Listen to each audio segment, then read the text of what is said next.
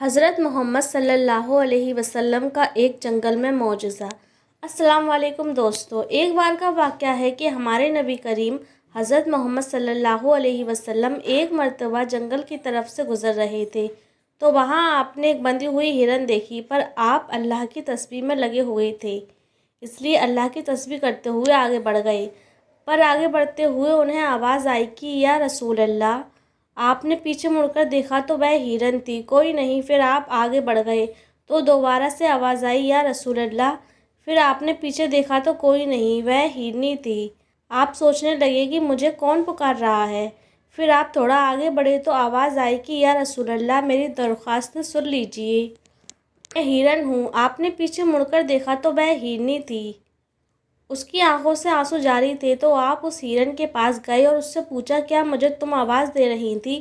تو اس نے کہا جی ہاں، آپ کو میں آواز دے رہی تھی، آپ اللہ کے رسول ہیں، اللہ کے نبی ہیں، میں جانتی ہوں یا رسول اللہ۔ ایک شکاری نے میرا شکار کر کے مجھے یہاں باندھ رکھا ہے، پر میرے بچے بس تھوڑی دوری پر ایک پیڑ کے نیچے بیٹھے ہوئے ہیں، میں انہیں دودھ پلانا چاہتی ہوں، پر میں یہاں سے نہیں جا سکتی۔ آپ مجھے کھول دیجئے اور میں آپ سے وعدہ کرتی ہوں کہ میں اپنے بچوں کو دودھ پلا کر یہاں فوراً آ جاؤں گی۔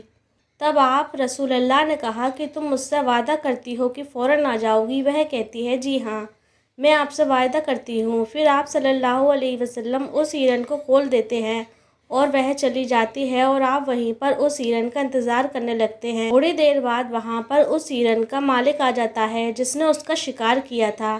وہ کہتا ہے کہ ابھی تو یہاں پر ایک ہرن بندھی ہوئی تھی، کیا آپ نے اس کو دیکھا ہے؟ تو آپ صلی اللہ علیہ وسلم اس کو سب بتا دیتے ہیں کہ ہاں، میں نے ہی اس کو کھولا ہے، وہ ابھی آتی ہوگی، اپنے بچوں کو دودھ پلانے گئی ہے، تم فکر مت کرو، وہ آ جائے گی۔ تب وہ شکاری رسول اللہ کو برا بھلا کہتا ہے کہ تم نے میری ہرن کو کھول دیا اور اب وہ نہیں آئے گی، میں اس کو بیچ کر اپنا روزگار چلاتا، پر تم میرے روزگار کے آڑے آ گئے۔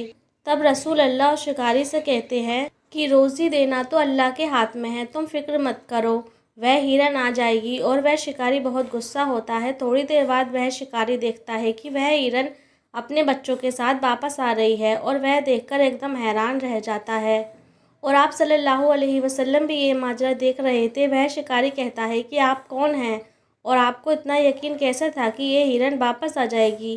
یہ تو اپنے بچوں کو بھی لا رہی ہے، اس کے پیچھے کیا ماجرا ہے؟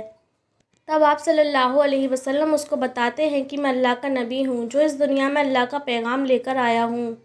تب وہ شکاری کہتا ہے کہ اچھا، تو آپ وہ ہیں جس کے بارے میں مکہ کے لوگ اکثر باتیں کرتے ہیں اور کہتے ہیں کہ وہ ایک جادوگر ہے، پر تم ایک جادوگر تو نہیں لگتے، بھلے انسان لگتے۔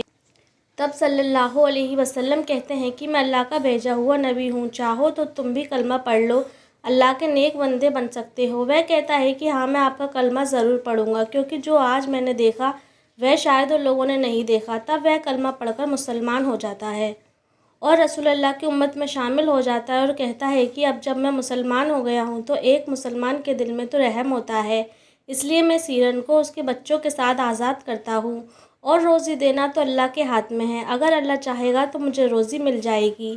اتنا کہہ کر وہ شخص چلا جاتا ہے اور آپ صلی اللہ علیہ وسلم بھی اپنے گھر لوٹ جاتے ہیں۔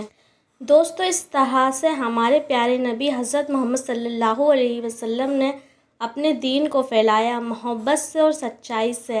امید ہے کہ آپ لوگوں کو یہ ویڈیو پسند آئی ہوگی۔ اگر پسند آئی ہو تو پلیز میرے چینل کو لائک، شیئر، سبسکرائب ضرور کریں اور ایک کمنٹ میں سبحان اللہ ضرور لکھتے جائیں۔ السلام علیکم دوستو۔